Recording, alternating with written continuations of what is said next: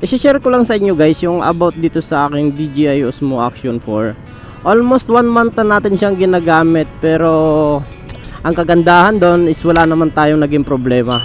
Yun nga, ang ating gamit na microphone is Comica at ang ating connector dito is Boya BYK4. Ayan, yun yung tugma talaga dito sa ating DJI Action 4. Wala naman tayong naging problema dito guys sa ating camera na to. At saka napakakunat ng battery niya. Ang tagal din niyang malobat.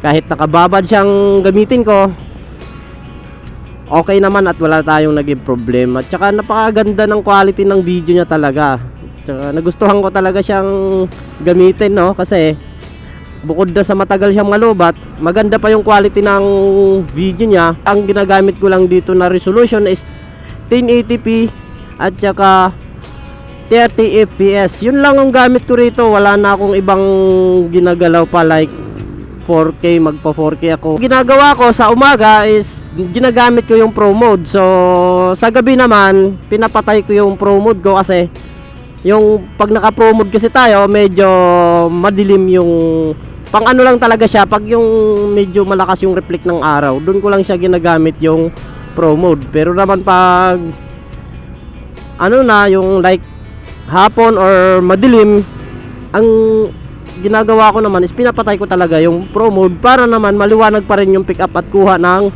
camera natin.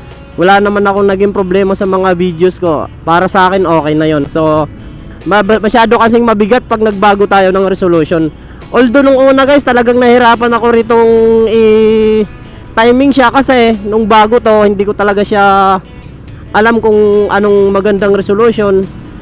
Yun nga, pag nalipat ko siya dito sa ano natin, sa cellphone natin, pag download ko na siya, hindi na siya nagpi-play.